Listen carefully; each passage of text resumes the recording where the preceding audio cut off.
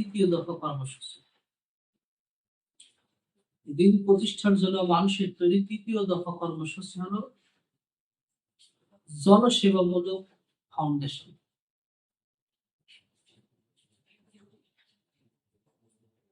আপনারা জানেন যে বর্তমান সময়ে ইসলাম প্রতিষ্ঠার জন্য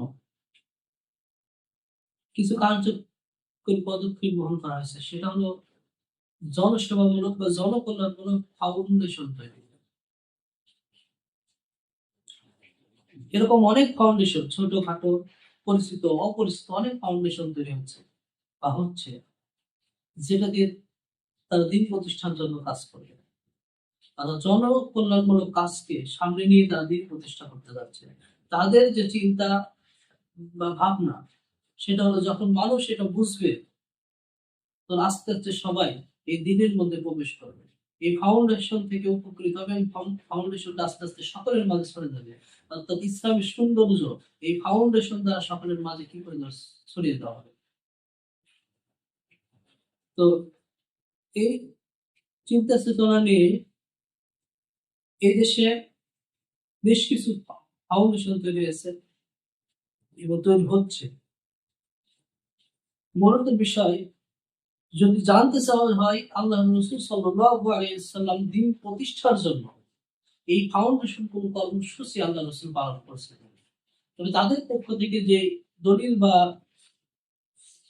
কথা উল্লেখ হয়, সেটা হচ্ছে আল্লাহ রাসূল সাল্লাল্লাহু আলাইহি ওয়াসাল্লাম এমন ফাউন্ডেশন তৈরি করছে, সেটা হচ্ছে হিলফুল ফুজুল।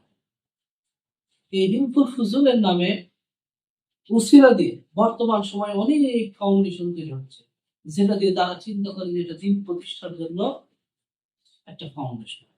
প্রকৃতপক্ষে আল্লাহ রাসূল সাল্লাল্লাহু আলাইহি ওয়াসাল্লাম দিন প্রতিষ্ঠার জন্য আদেশপ্রাপ্ত হয়েছে ওহী প্রাপ্তির পর।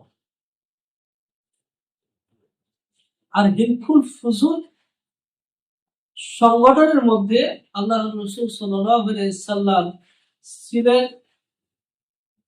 নবুয়ত প্রাপ্তির পূর্বে।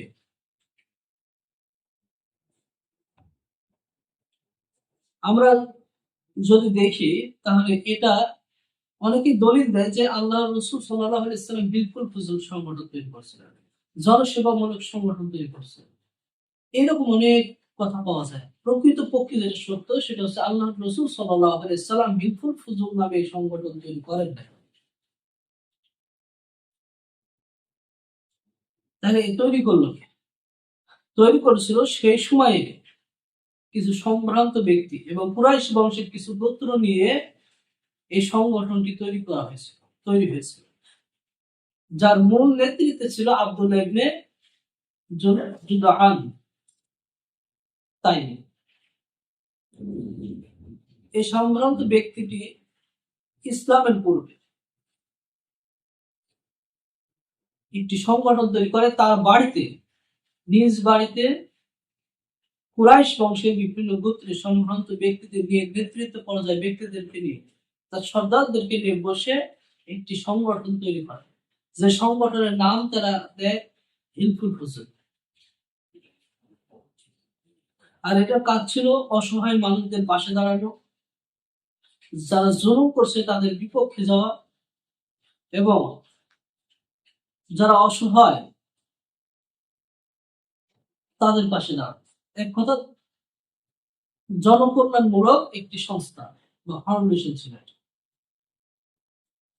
আল্লাহ রাসূল সাল্লাল্লাহু আলাইহি ওয়াসাল্লাম সেই ফাউন্ডেশনে যুক্ত হয়েছে, অর্থাৎ সেই হিলফুল ফুজুল সংগঠনে যুক্ত হয়েছে, কিন্তু তিনি এটা চেয়ারম্যান ছিলেন না।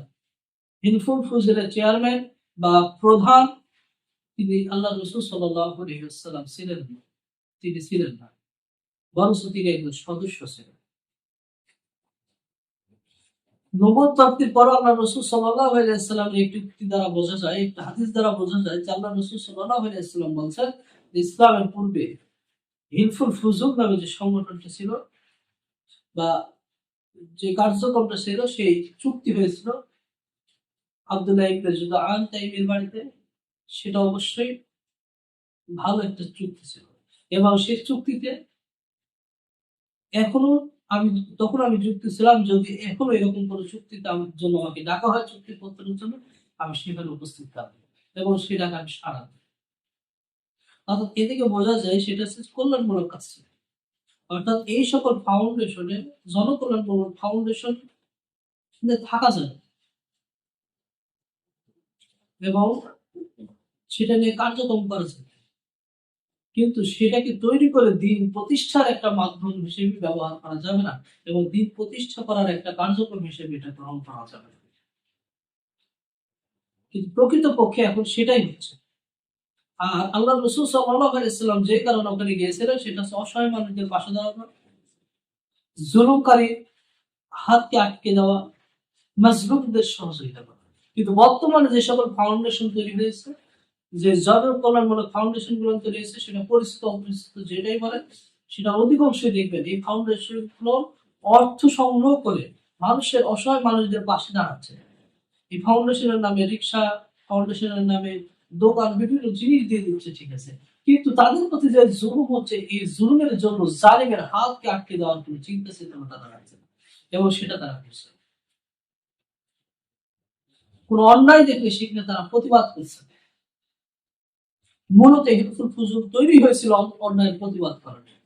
হিলফুল ফুজুল তৈরি হয়েছিল জালিমকে রোধ করার জন্য। হিলফুল ফুজুল তৈরি করা হয়েছিল একটি সৌন্দর্য পরিবেশ তৈরি করার জন্য। কিন্তু এখন তাদেরকে শুধু দেখা যাবে এই সকল কর্মসূচি বাস্তবায়ন। আল্লাহ রাসূল সাল্লাল্লাহু আলাইহি ওয়াসাল্লাম নবুয়ত প্রাপ্তির পর তিনি যে কর্মসূচিগুলো পালন করছেন দিন প্রতিষ্ঠার জন্য, সেই দিন প্রতিষ্ঠার কর্মসূচিগুলো আমাদেরকে পালন করতে হবে। যেভাবে আল্লাহ রাসূল সাল্লাল্লাহু আলাইহি ওয়াসাল্লাম এর ভিন্ন রূপে যদি আমরা চিন্তা করি তাহলে এটা হবে। আর এই কর্মসূচিগুলো দিয়ে এমনও এই ফাউন্ডেশন গুলো থেকে এমনও দিক নির্দেশনা আসে যেখানে দাতা সদস্য, এখানে শুধু দাতা সদস্য তৈরি করা হয়েছে এই ফাউন্ডেশন গুলো। এরকম ফাউন্ডেশন আছে যে 2-1,000 টাকা দিয়ে সেখানে দাতা সদস্য হওয়া যাবে। এখানে বড় বড় অঙ্কের অর্থ দিয়ে সেখানে দাতা সদস্য করতে হবে। অর্থাৎ সেই জায়গাতে এই অর্থনৈতিক বিষয়টাই বেশি প্রাধান্য দেওয়া হচ্ছে। যে এই বিষয়গুলো আল্লাহ সুবহানাহু ওয়া তাআলা আমাদেরকে বুঝে আমল করার তৌফিক দান করুন। যেটা আল্লাহ রাসূল সাল্লাল্লাহু আলাইহি ওয়াসাল্লাম নবুয়ত প্রাপ্তির পূর্বে করেছেন একজন সদস্য হিসেবে, সেটা আল্লাহ রাসূল সাল্লাল্লাহু আলাইহি ওয়াসাল্লামের নবুয়ত প্রাপ্তির পর যেটার কোনো আলামত পাওয়া যায় নাই, এরকম কোনো সংগঠন, কোনো অস্তিত্ব পাওয়া যায় না, সেখানে আল্লাহ রাসূল সাল্লাল্লাহু আলাইহি ওয়াসাল্লামের উম্মত হিসেবে আমাদেরকে সেটাকে মূল কার্যক্রম হিসেবে নেওয়া যাবে না, বরঞ্চ দিন প্রতিষ্ঠার জন্য আমরা যে কাজ করছি তার একটা শাখা হিসেবে নিতে পারি, তার একটা সাধারণ কার্যক্রম হিসেবে বের দিতে পারি। কিন্তু মূল কাজটা কি? মূল কাজ হিসেবে আমাদেরকে দেখাতে হবে দিন প্রতিষ্ঠা করার জন্য যে মূল কর্মসূচিগুলো আল্লাহ রাসূল পালন করছে সেগুলোকে সামনে রেখে এই সকল ফাউন্ডেশন করা যেতে পারে। কিন্তু মূল ফাউন্ডেশনকে, জনকল্যাণমূলক ফাউন্ডেশনকে মূল রেখে অন্যান্য কাজ